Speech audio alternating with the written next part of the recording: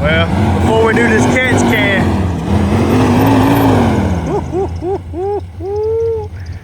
boy, that thing got some power. You big.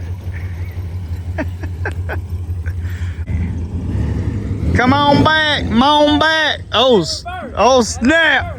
Nah, you just want to rev it up. All right. Oh, slow down. All right, come straight back. Slowly, because I don't know if it's going to clear. All right, we're going to call that good.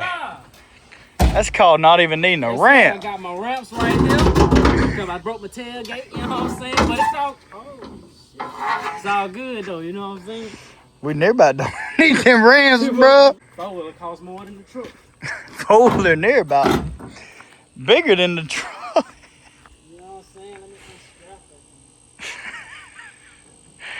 it. All right, we finna do this catch can install. You ready, Voss, after we get this thing unloaded? Yes, sir. All right. See y'all in a few. All right, guys, clutch your garage here. We're fixing to install a catch can on my 2014 Silverado. It's going to be the same for a Sierra and also 2014 to 2018 models. This is the Cheapo, El Cheapo on Amazon, Evil Energy. It's got the bracket, the hoses, some Teflon, some nice little screws. Oh, a sticky. You want it? You want a sticky? Yes, sir.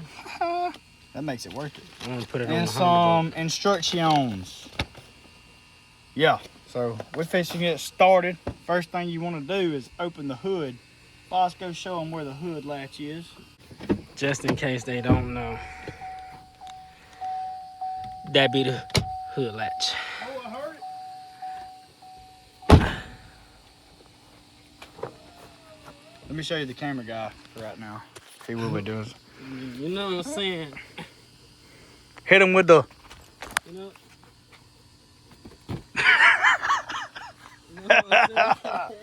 All right, we're gonna get started. Anyway.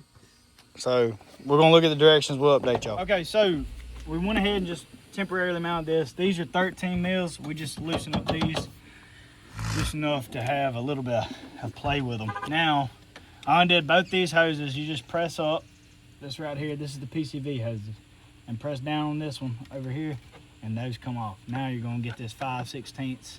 Loosen up your throttle body just enough to move it out the way. So there we go. Sucker is off now. So I think what we're going to end up doing is hooking up here. All right, guys. So just to get more room, we took the whole air box out. There's just another 5/16 hose clamp over here. Got that out the way. Now you're going to undo this one. All right. So you press on the side right here. That one comes off.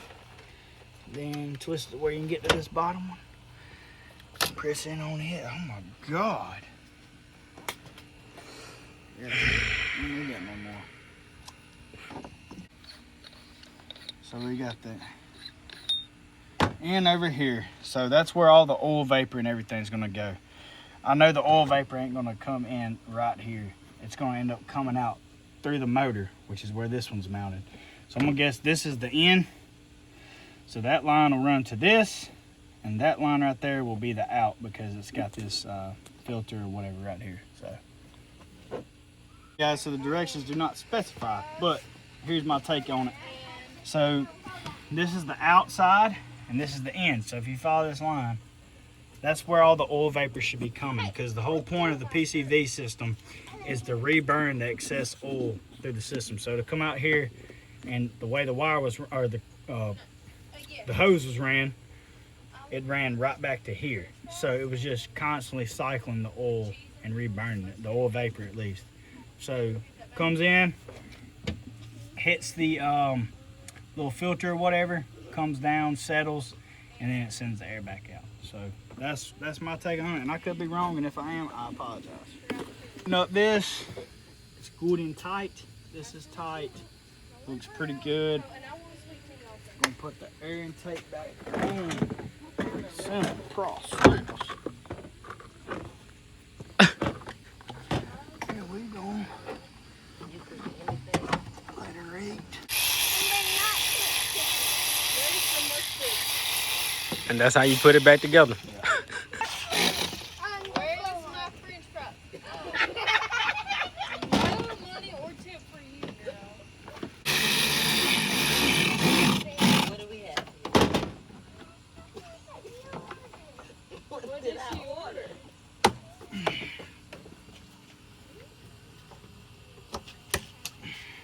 It look pretty clean the way it's sitting right now. And that's it right there. Yeah. Yeah, it looks good. Not too bad. Not too bad for, I don't know, 70 bucks.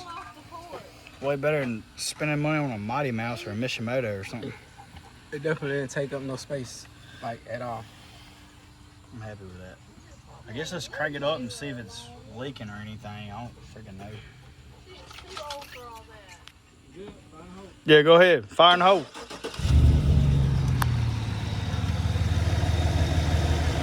Just checking to make sure there ain't no leaks or nothing.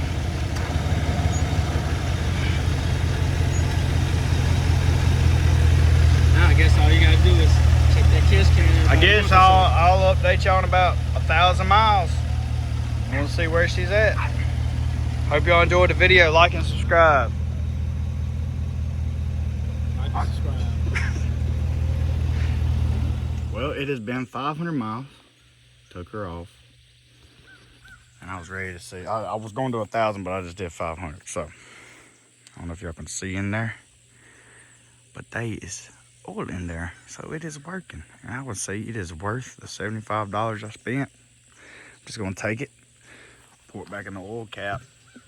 And check it probably every 1,000. Because this is 500 miles, like I said. So, sure there'd be more at 1,000. So, probably just every 1,000, then I'll go from there. If I can wait a little longer, depending on how much it's at 1,000, then I will. But I'm happy that it turned out the way it did. Works just fine. So if y'all want to buy it, I would.